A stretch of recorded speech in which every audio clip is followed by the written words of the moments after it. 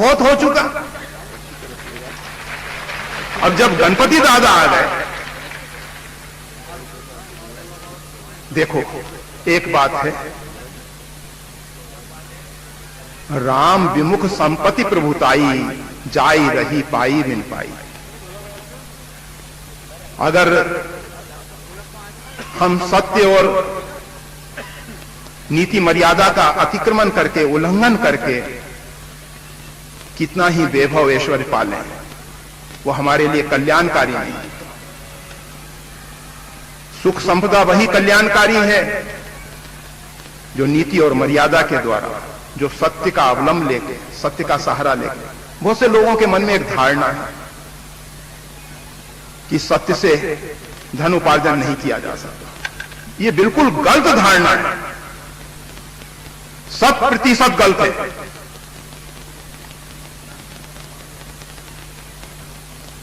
हम सब जानते हैं ऐसे ऐसे लोग इस भूमंडल पे हैं जिन्होंने अपने जीवन में परमात्मा का आश्रय लिया है, परमात्मा श्री राम के आश्रित होके सत्य और नीति और मर्यादा का पालन करते हैं, और उसके बाद जो कुछ भी धन उपार्जन करते हैं परमात्मा की कृपा से अच्छे प्रकार से सफल होते हैं, सम्यक प्रकार से सफल होते हैं। और वो धन, वो वैभव, वो ऐश्वर्य उनके जीवन में वास्तविक में वो जो सुख और शांति है वो लाता है। तो गणपति दादा यहां प्रतिष्ठित होंगे। कल यज्ञ की पूर्णाहुति भी होगी। यज्ञ की पूर्णाहुति के साथ साथ हम सब अपने दुर्व्यसनों का त्याग करेंगे। गणेश जी की सेवा में पहुंचने के लिए, उपासना और आराधना के लिए। गणेश जी तो हमको अपने पास बैठाने के लिए तत्पर हैं। हम गणेश जी के चरणों में बैठने के योग बन सकें तब, और उसके लिए कम से कम हमारे आहार, हमारा व्यवहार ये शुद्ध होना चाहिए।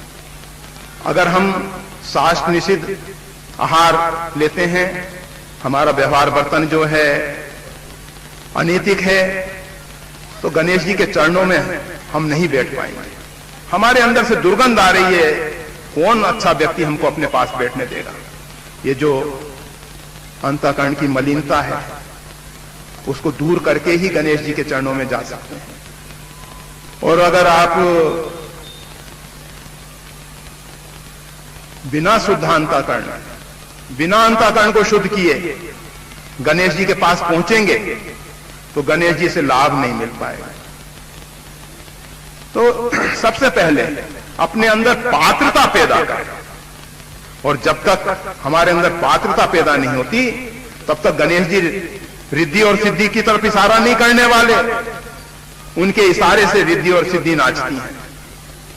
और गणेश जी जब ही इशारा करेंगे जब हमारे अंदर पात्रता होगी, हमारे पास ऐसा पात्र होगा जहां हम रख सकेंगे रिद्धि और सिद्धि को। तो परमात्मा आप सबके ऊपर कृपा करें। हाँ, एक बात जरूर कहेंगे।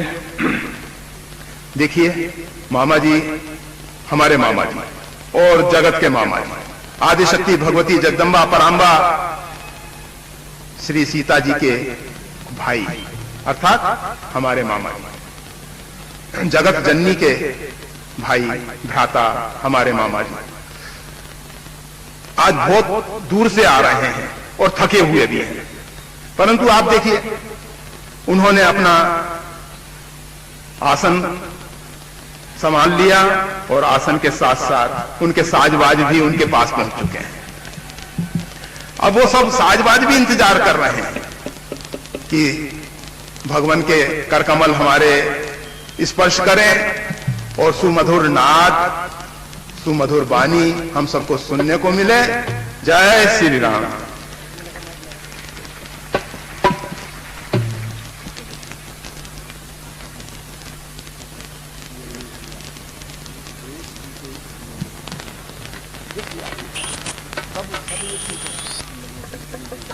वो आप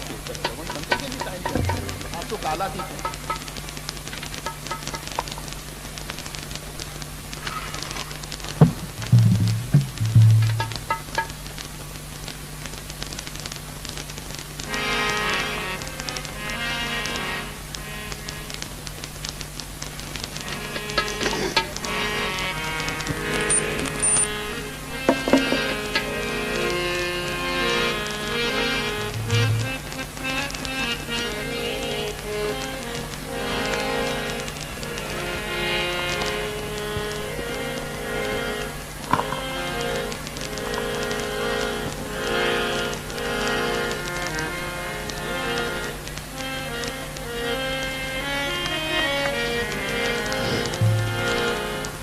श्री हरि शरणं मम श्री हरि गुरु वैष्णव चरण कमलेभ्यो नमः। ओम नमः परमहंसास्वादित चरण कमल चिन्ह मकरंदाय भारी की। बोलिए प्रेम से श्री भक्ति भक्त भगवान की जय। श्री गुरुदेव भगवान की जय। श्री आचार्य चरण की जय। श्री भगवान नाम संकीर्तन की जय। उपस्थिति तो बहुत अच्छी है, लेकिन जयकार बहुत हल्की हो रही है। न कुछ खर्च है न कुछ परिश्रम है। श्री द्वादश भागवताचार्य की, श्री चतुर संप्रदायाचार्य की, श्री पार्वती मैया की, श्री गणपति भैया की, श्री कार्तिक दादा की, श्री गणपति प्रतिष्ठा महोत्सव की, श्री माया कुंड बिहारी सरकार की, श्री गंगा मैया की, श्री चाचौड़ा धाम की, श्री चाचौड़ा बिहारी सरकार की, श्री बस्ती माता की, श्री सर्व संत वैष्णव भगवान की। सीताराम जय सीताराम, सीताराम जय सीताराम, राधे श्याम जय राधे श्याम, राधे श्याम जय राधे श्याम, सीताराम जय सीताराम, सीताराम जय सीताराम, राधे श्याम जय राधे श्याम, राधे श्याम जय राधे श्याम, सीताराम जय सीताराम, सीताराम जय सीताराम, राधे श्याम जय राधे श्याम, राधे श्याम जय राधे श्याम। श्री राम कृष्ण भगवान की जय। श्री अयोध्यानाथ की जय। श्री वृंदावन बिहारी लाल की जय। श्री वैकुंठनाथ की जय। श्री प्रहलादपति की जय। श्री गौरी शंकर भगवान की जय। श्री गणेश दादा की जय। श्री कार्तिक दादा की जय। श्री सर्व संत वैष्णव भगवान की जय। श्री प्रभु कृपा से हम सब अतिशय भाग्यशाली हैं, जो भारत भूमि में मानव शरीर प्राप्त कर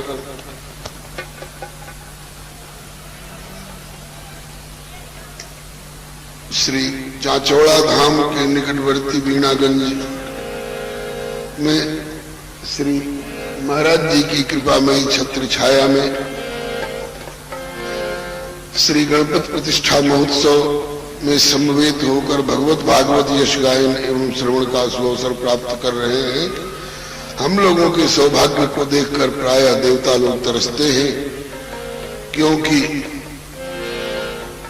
देवलोक में विषय बाहुल्य भले खूब हो, किंतु सत्संग, भगवत कथा, भगवत अवतार, संत समागम का सर्वथा अभाव रहता है देवलोक में।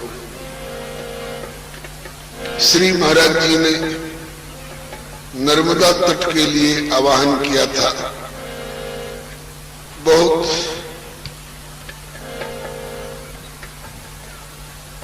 लज्जा का अनुभव हो रहा है कि कुछ लाचारी के कारण वहां नहीं पहुंच पाया। अचानक पता चला कि अभी श्री चाचौड़ा जी में कार्यक्रम होने वाला है, बल्कि हो रहा है। तो सोचा कि चलो फर्स्ट डिवीजन सेकंड डिवीजन पकड़ में नहीं आया तो थर्ड डिवीजन में पास मार्क्स तो मिली।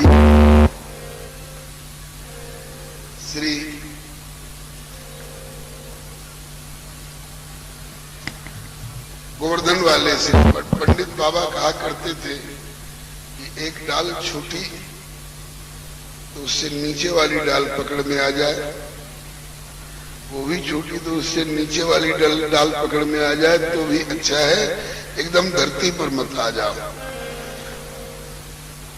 अचानक एक और मानक ये बन गई, कर बिहारी सरकार की सेवा में इन दिनों में रहना। मुझे ध्यान नहीं है 30 वर्ष से कि 40 वर्ष से।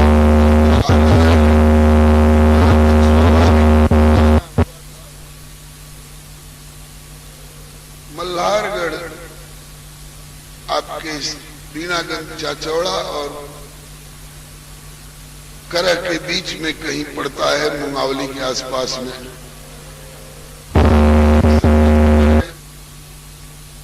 वहां के एक संत प्रवर है श्री निम्बाट संप्रदाय, वयोवृद्ध, ज्ञान वृद्ध, अनुभव वृद्ध, बहुत दिनों से आज्ञा कर रहे थे कि एक बार मामा को पकड़ के लाओ, अभी तक पहुंच नहीं पाया। इस बार एक बड़ी अपनापन से भरी हुई मीठी धौंस धमकी दी उन्होंने, कह देना इस बार नहीं आएगा, और कहीं अपना मनोरथ लिए हुए मन ही में और मैं विदा हो गया जगत से, तो उसको इसी नाम पर प्रायश्चित करना पड़ेगा। फिर हमने उनसे संपर्क स्थापित किया। उन्होंने कहा कि अगर वहां करह में वक्त बाहुल्य हो तो एक दिन के लिए, 1 घंटे के लिए भी आ जाओगे तो हम अफसोस करते हुए नई दुनिया से जाएंगे। सोचा कि जब मल्हारगढ़ तक आ गया तो श्री चाचौड़ा धाम तक भी श्री बीणागंज की भी हाजिरी हो जाएगी, लेकिन वहां से कार्यक्रम करके चलता तो यहाँ रात में पहुंचता। श्री महाराज जी ने कहा कि तब तक तो ये कथा वाला वातावरण विश्राम प्राप्त कर चुका होगा। फिर बोले रात्रि में लीला होती है। हमने कहा लीला में ही थोड़ा नाच गा लेंगे, लेकिन श्री प्रभु कृपा से, महाराज जी की प्रेरणा से ऐसी बानक बन गई कि बोले नहीं, सवेरे यहाँ से चल दो ताकि कथा मिल जाए। यद्यपि कथा का समय समाप्त हो चुका है, जैसी सूचना मिली थी, आप बहुत देर से बैठे हैं, तथापि श्री महाराज जी ने आज्ञा कर दी, आपने वाद्य ला करके धर दिए। तो गणपत भैया की प्रतिष्ठा में गणपत भैया से संबंधित एक गीत गा लूं। आप अगर उकताएं नहीं तो कितनी देर तक आप सरलता पूर्वक बैठ सकते हैं।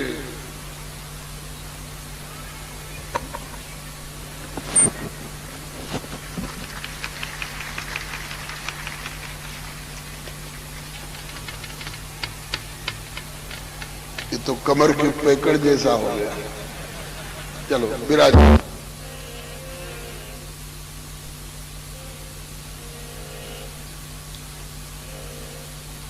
हो सकता है प्रसंग आपको कुछ अनोखा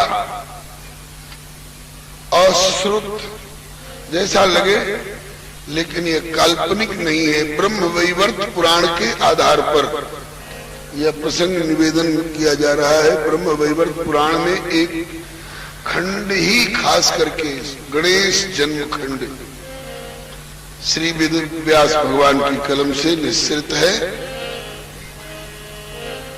बहुत लोग अनन्यता के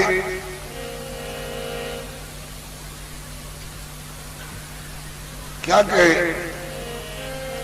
अनन्यता के भाव भावित लोग कहते हैं कि भाई हम तो अमुक स्वरूप के उपासक हैं, हम गणेश जी की पूजा करेंगे तो हमारी अनन्यता में फर्क पड़ जाएगा। ऐसा कह करके बहुत लोग निषेध भी करते हैं, लेकिन उन्हें समझना चाहिए हम हठ नहीं कर रहे हैं, एक बाल चापल्य वश परामर्श दे रहे हैं। श्री नाभा स्वामी जी ने भक्तमाल ग्रंथ में, जो हमें श्री गुरुदेव से प्रसाद रूप में मिला है, एक दोहा ऐसा दिया है जिसमें अकेले का निर्णय नहीं देते हैं। कहते हैं कि सब संतन मिल निर्णय कियो, मति श्रुति पुराण इतिहास भजबे को दोई सुगर के हरि के हरिदास। दो ही भजनी है, या तो हरि या हरि के दास। मन माने तो इस कथा के आधार पर गणेश भैया को हरि ही मान लेना। अगर हरि न मान सको तो कम से कम हरिदास की गिनती में तो इन्हें रख लेना। महिमा किसकी? भगवान नाम की, जो इनके माध्यम से उजागर हुई है। मानस के इस पंक्ति के आधार पर महिमा जासु जान गणराव प्रथम पूजियत नाम प्रभाव। नाम की महिमा गणेश जी ने अपने प्रथम पूज्यता के अग्र पूजा के अधिकारित्व में निमित्त माना है, बताया है, उजागर किया है। आइए गणपत भैया के जन्म की कथा संक्षेप में, भाषा तो भोजपुरी है लेकिन आशा है आप समझ जाएंगे। कथा ब्रह्म वैवर्त की गणपति जन्म प्रसंग संत शास्त्र हरि गुरु कृपा गांव सहित उमंग। हमारे वैष्णवी आराधना में, उपासना में भगवान शंकर को गुरु माना गया है। वंदे बोधमयम नित्यम गुरुम शंकर रूपिणम यमाश्रितो हि वक्रोपि चंद्र सर्वत्र वंद्यते।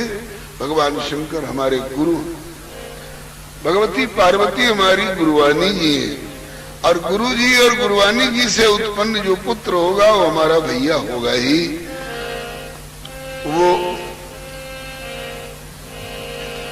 वो बिंदु सृष्टि के संतान हैं, हम नाद सृष्टि की संतान हैं। दोनों संतानों को मान्यता लोक में भी परलोक में भी मिली है। अब हम गणपति को भैया कह करके संबोधन करेंगे, हो सके तो आप लोग भी साथ देंगे।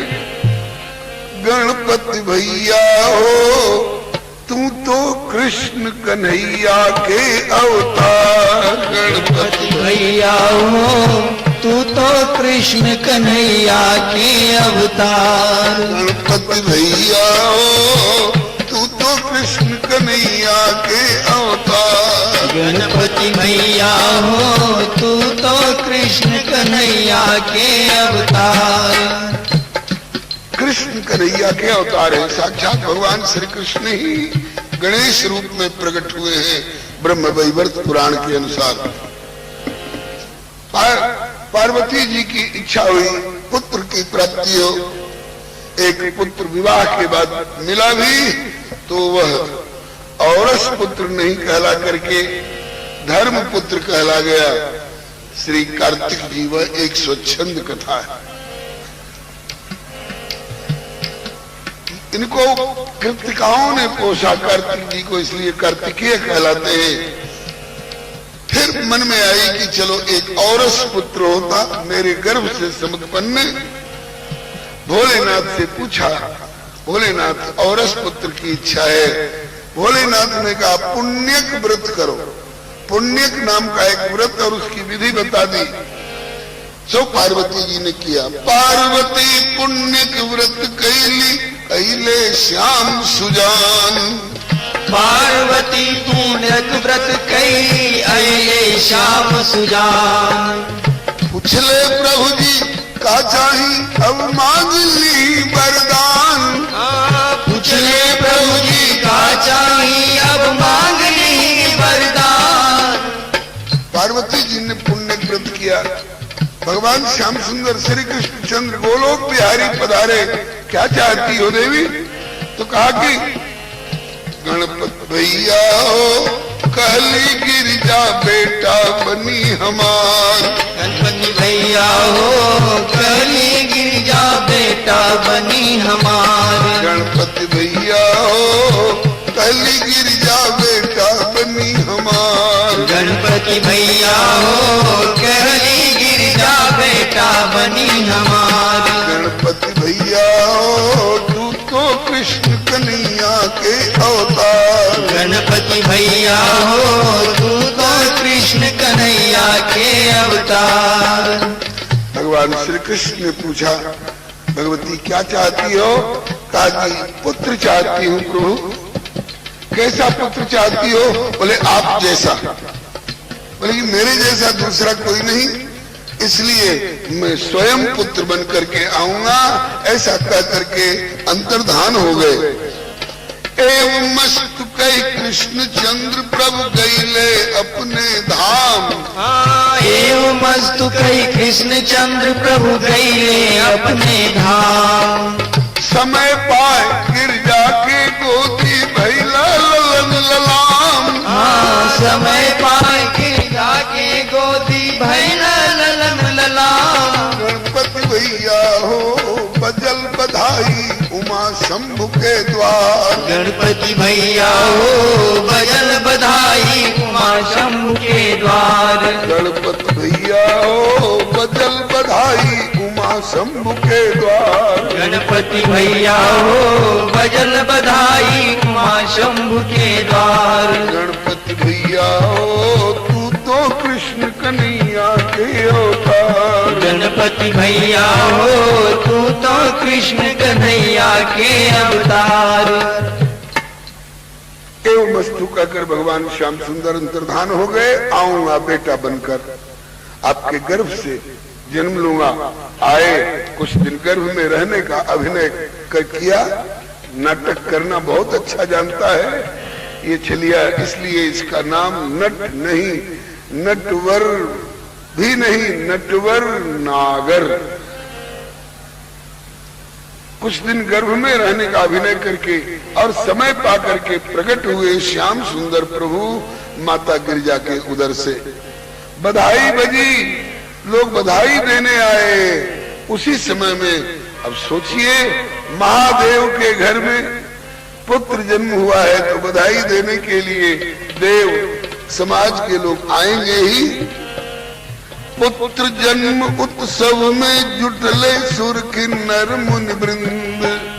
पुत्र जन्म उत्सव में जुटले नर मुनि वृंद।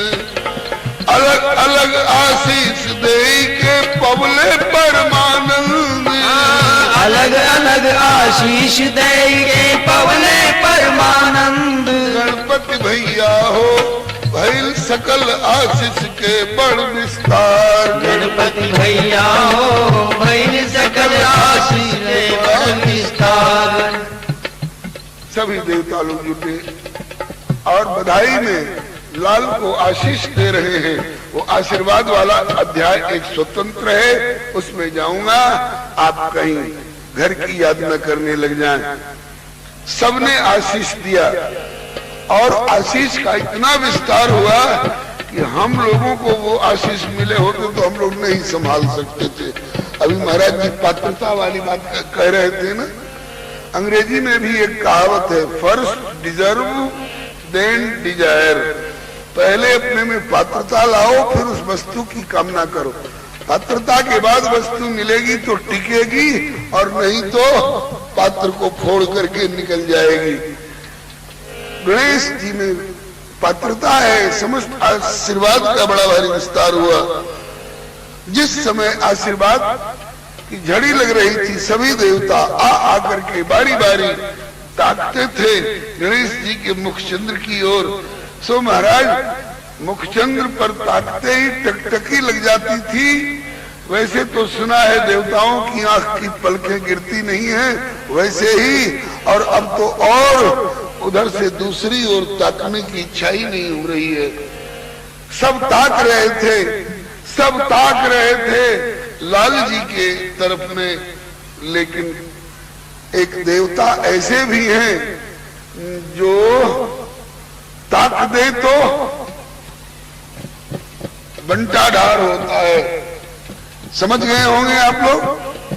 सूर्य पुत्र शनि महाराज ये आंख पर लोहे की पट्टी बांध करके हम लोग शीशे का चश्मा चढ़ाते हैं ताकि दिखाई पड़े, और ये लोहे की पट्टी बांध कर आंख पर रखते हैं ताकि हमारी निगाह किसी पर पड़े नहीं। क्योंकि जिस पर शनि महाराज की दृष्टि पड़ेगी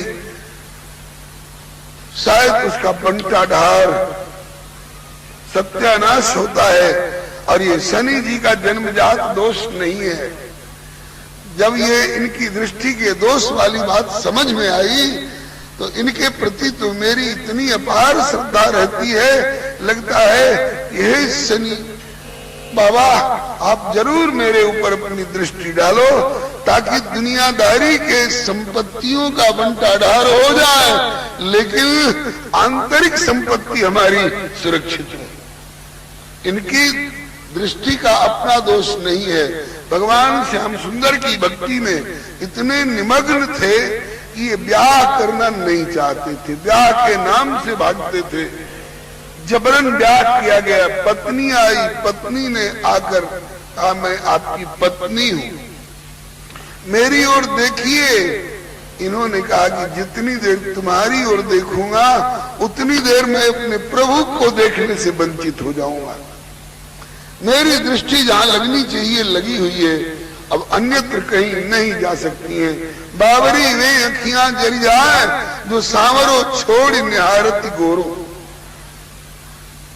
नहीं देखा इन्होंने, बेचारी ने बहुत आग्रह किया, मैं आपकी पत्नी की हैसियत से आग्रह कर रही हूं, देखिए एक बार, मैं और कुछ नहीं, केवल आपकी कृपा दृष्टि चाहती हूँ।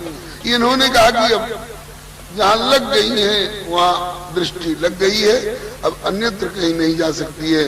तो पत्नी ने शाप दिया कि जब मैं आपकी ऋतुमती अधिकारिणी पत्नी आपकी दृष्टि से वंचित रह रही हूँ तो मैं शाप देती हूँ, अब आप किसी की ओर मत देखिए, और जिसकी ओर देखिएगा उसका सत्यानाश होगा। तो ये भक्ति के कारण बदनाम हुए हैं बेचारे, भगवत भक्ति में तल्लीन होने के कारण। अस्तु, वे शनि देव भी आए देवताओं के साथ बधाई देने माता पार्वती के घर पर। सुर समाज जब देत बधाई जुट के शिव के घर पर। सुर समाज जब देत बधाई जुट के शिव के घर पर। वही समय में सूर्य पुत्र जी अहिले देव शनिश्चर। वही समय में सूर्य पुत्र जी अहिले देव शनिश्चर। गणपत भैया हो देखते उनका मस्तक अलग त्योहार। गणपत भैया हो देखते उनका मस्तक अलग त्योहार। शनि महाराज आए, आंख पर लोहे की पट्टी बांधे, नीचे की ओर दृष्टि किए हुए। भगवती को ये बात अच्छी नहीं लगी। शनि देव सब मेरे लाल को देख रहे हैं प्यार भरी दृष्टि से।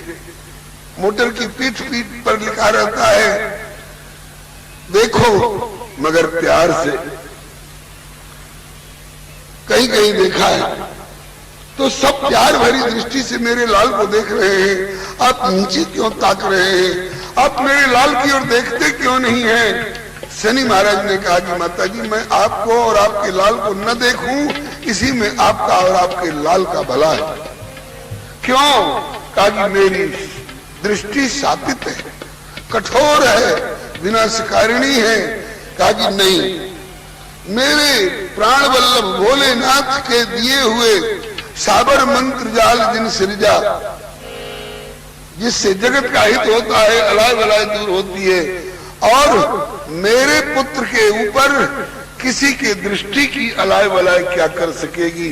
एक बार देखिए, मेरी हार्दिक इच्छा है, मेरे लाल की ओर एक बार देखिए, देखते रह जाइएगा, देखिए एक बार मेरे लाल को। शनि महाराज ने दृष्टि नीचे किए कराए, वहां के उपस्थित समस्त देवताओं को संबोधन किया।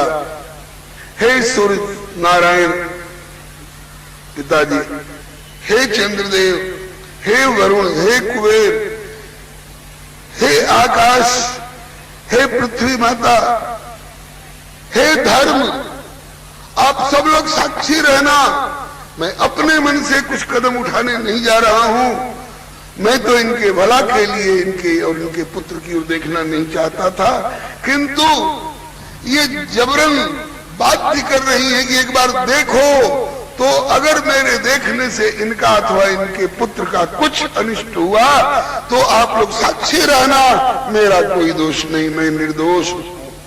ऐसा कह करके सूर्य नारायण ने, सूर्य पुत्र शनिदेव ने यूं देखा और सबके देखते देखते उस बालक का तेजो में मुखमंडल धड़ से अलग हुआ। देखते देखते गगन मार्ग से जाकर के गोलोक में वर्णन है भगवान श्री कृष्ण में विलीन हो गया। अब तो गिरिजा हाय हाय करने लगी, हाय शनि तुमने ये क्या किया? कहा कि देवी मुझे दोष मत दो, मैंने मना किया था। अब क्या होगा? माता रोने लग गई। जहां वाह वाह धन्य धन्य बधाई है की आवाज आ रही थी, वहां अब हाय हाय की आवाज आने लग गई। भगवान विष्णु ने कहा कि घबराओ नहीं, गई बहोर गरीब गई बहोर गरीब निवाजू, सरल सबल साहिब रघुराजू, सरल सबल साहिब रघुराजू। भगवान विष्णु ने कहा घबराओ मत, अभी बालक पुनर्जीवित होता है। शनि की दृष्टि की मर्यादा पूरी हो गई, भगवती का आग्रह पूरा हो गया, उसका परिणाम भी आपके सामने आया। लेकिन अब आप लोग घबराए नहीं, गई बोरेगी, मतलब कि ये पुत्र पुनर्जीवित होगा। बस हाथी के सिर जोड़ जियवल स्वयं विष्णु सरकार, हाथी के सिर जोड़ दिया उन्हें स्वयं विष्णु सरकार। भगवान विष्णु ने एक हाथी का मस्तक ला करके और इनके ऊपर रख दिया, वो जुड़ गया, जीवित हो गए। वैसे आजकल सर्जरी बहुत विकास की दिशा में है।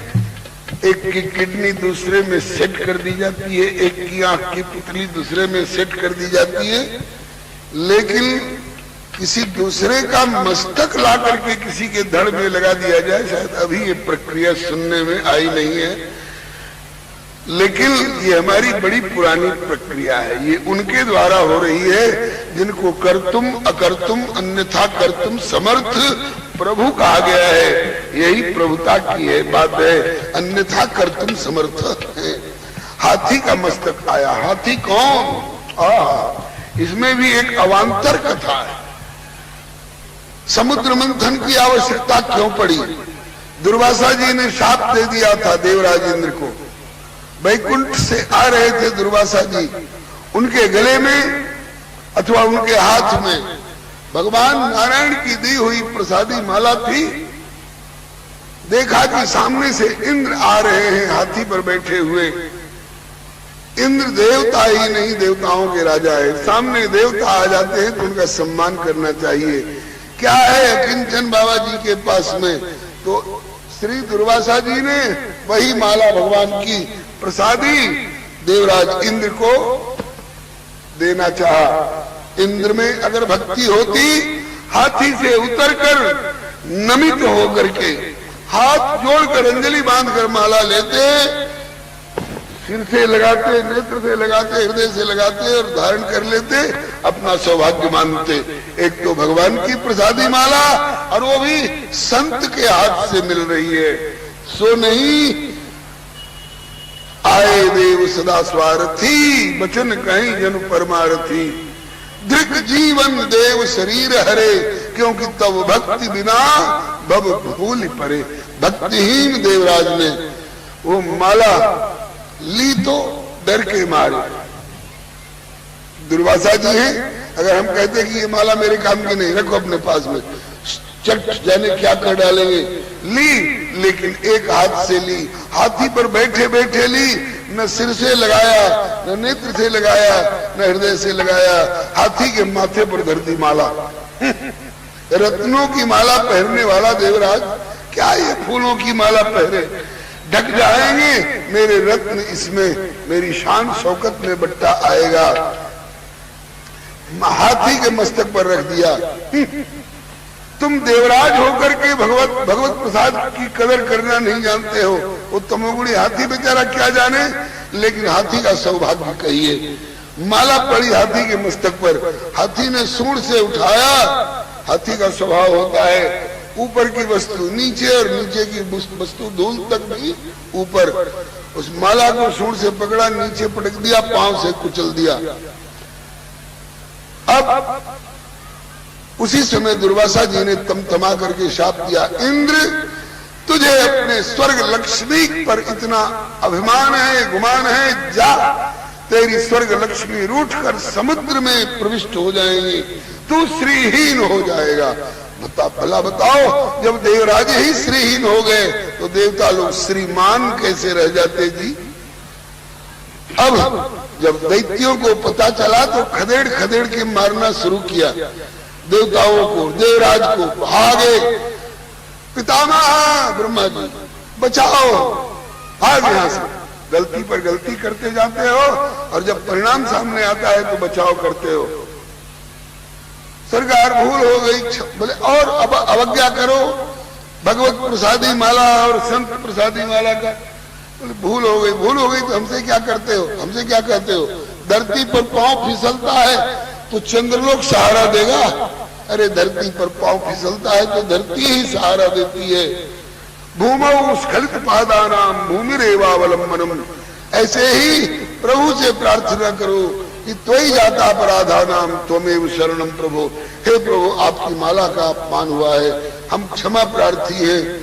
भगवान से प्रार्थना हुई, भगवान बोले चलो कोई बात नहीं, बच्चों से भूल होती है, लेकिन श्रीमान बनना चाहते हो। महाराज जी ने बताया ना, रिद्धि सिद्धि की प्रतिष्ठा करके घर में बुलाना चाहते हो तो पात्रता भी अपने में लाओ। अस्तु। तो भगवान ने कहा कि अब तो श्रीहीन हो ही चुके हो, श्रीमान तब होगे जब श्री लक्ष्मी जी समुद्र में से निकलेंगी। और निकलेंगी कैसे, बोले मंथन से निकलेंगी। उसके बाद मंथन वाली कथा लंबी चौड़ी है। आप अभी इतना ही समझ लें कि जिस हाथी के मस्तक पर इंद्र ने वो भगवत प्रसादी संत प्रदत्त रखी थी, वही हाथी का मस्तक, ऐसा वर्णन हमको पढ़ने को मिला है। उसी हाथी का मस्तक, भगवान से कुछ छिपा नहीं है, जिस पर मेरी माला पड़ चुकी है, वही मस्तक गणेश के धड़ पर जोड़ने लायक है। तो वही मस्तक लाकर जोड़ दिया विष्णु भगवान ने। हाथी के सिर जोड़ जियवलन तुरंत विष्णु सुख धाम। हाथी के सिर जोड़ जियवलन विष्णु सरकार। वही घड़ी से गजमुख कारण परल गजानन नाम। वही घड़ी से गजमुख कारण परल गजानन नाम। गणपति भैया हो सुमिरन से ही विघ्न विनाशन हार। गणपति भैया हो सुमिरन से ही विघ्न हार। गणपति भैया हो तू तो कृष्ण कन्हैया के अवतार। गणपति भैया हो तू तो कृष्ण कन्हैया के अवतार। आप लोग सोच रहे होंगे कि अरे हमने तो कुछ और ही कथा सुनी थी कि भगवती स्नान कर रही थी, भोलेनाथ भीतर जाना चाहते थे, भगवती ने पैरे पर गणेश को बिठा रखा था, गणेश ने शंकर जी को भी भीतर जाने से रोक दिया, तो शंकर जी ने यूं कर दिया। और हमने तो ऐसा सुना है, तो कौन कथा सत्य है, वो या ये? इस संदेह में मत पड़ना। एक ही कथा दो तरह से, चार तरह से सुनने को मिले तो ये सोचना कि किसी कल्प में वैसा हुआ था और किसी कल्प में ऐसा हुआ था। कल्प भेद। क्वचित क्वचित पुराणेषु विरोधो यदि लभ्यते तो कल्प भेदेन तत्सर्वं समाधेयं मनीषिभिः। रावण कुंभकर्ण कौन बने? एक ने कहा कि जय और विजय, दूसरे ने कहा कि शंकर जी के दोनों गण जिनको नारद जी ने बानर वाले मुंह की हंसी उड़ाने के कारण श्राप दिया था। तीसरे ने कहा कि प्रताप भानु और अरिमर्दन। चौथे ने कहा तहां जलंधर रावण भयऊ। अब किसकी बात सही है? चारों की बात सही है। ये 4 कल्प की कथा है। इसी तरह से गणपत जन्म और मस्तक वाली कथा 2, 3, 4 तरह से मिली हो तो किसी को झूठी मत मानना। किसी कल्प में वैसा, किसी कल्प में ऐसा। ब्रह्म वैवर्त पुराण वाले कल्प में ऐसा ही हुआ था। एक दिन परशुराम जी गुरु के दर्शन खातिर अइले। एक दिन परशुराम जी गुरु के दर्शन खातिर अइले। तोहरे पहरेदारी में दुआरे पर रोकल गईले। तोहरे पहरेदारी में दुआरे पर रोकल गईले। एक दिन भगवान भोलेनाथ और भगवती पार्वती एकांत कक्ष में विश्राम में या किसी लीला में थे। कह दिया था कि भीतर किसी को आने मत देना। अचानक परशुराम जी आए, गणेश जी ने रोक दिया। परशुराम जी ने कहा क्यों रोक रहे हो? बोले अभी दर्शन का अवसर नहीं है। कहा कि अगर तुम उनके पुत्र हो तो मैं भी उनका शिष्य हूं। शिष्य भी पुत्र से कम नहीं माना जाएगा। मैं तो दर्शन करूंगा। गणेश ने कहा कि मैं भीतर जाने नहीं दूंगा। बस क्या कहना, गणपति भैया हो ठनल दोनों भाई में युद्ध अपार। गणपति भैया हो ठनल दोनों भाई में युद्ध अपार। गणपति भैया हो तू तो कृष्ण कन्हैया के अवतार। गणपति भैया हो तू तो कृष्ण कन्हैया के अवतार। दोनों आपस में अड़ गए। मैं तो दर्शन करके जाऊंगा। ये कहेंगे अभी दर्शन के लिए अनुमति नहीं है। बस तुरंत विश्राम दे रहा हूं, अब ज्यादा देर नहीं करूंगा, तुरंत विश्राम दे रहा हूं। युद्ध ठन गया। एक दिश शिव के पुत्र गजानन, एक और शिव जी के पुत्र गजानन, और एक दिश शिव के पुत्र गजानन, एक दिश शिव के चेला। एक दिश शिव के पुत्र गजानन, एक दिश शिव के चेला।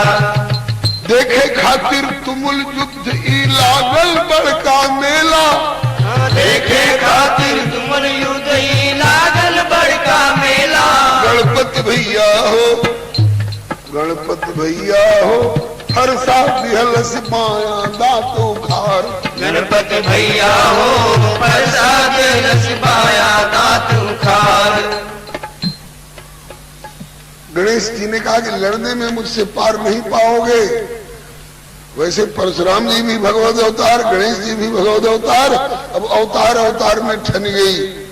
गणेश जी ने एक बार सूंड से पकड़ लिया परशुराम जी को और इतना बढ़ाया सूंड कि 10 दिशाओं में घुमा फिरा करके लाके खड़ा कर दिया। बोलो क्या कर लोगे? तो कहा कि मैं अपने अमोघ फरसा का प्रयोग करूंगा। कर लो। परशुराम जी ने फरसा उठाया। गणेश जी ने कहा दूसरा कोई फरसा होता तो मैं खंड खंड कर देता, लेकिन ये मेरे पिताजी का दिया हुआ अमोघ अस्त्र है, इसलिए उसकी मर्यादा रखने के लिए लो ये अपना बायां दांत उसके आगे रख देता हूं। तो बायां दांत उसके आगे कर दिया। उस फरसा ने अपनी शक्ति बाएं दांत पर दिखाई। तभी से ये एक दंत हो गए। एक दंत। बस यही कड़ी गा करके वाणी को विराम। एक दंत अति दयावंत विघ्नेश्वर मंगल दाता। एक दंत अति दयावंत विघ्नेश्वर वर्ग दाता। मोदक प्रिय लंबोदर स्वामी कार्तिकेय के भ्राता। मोदक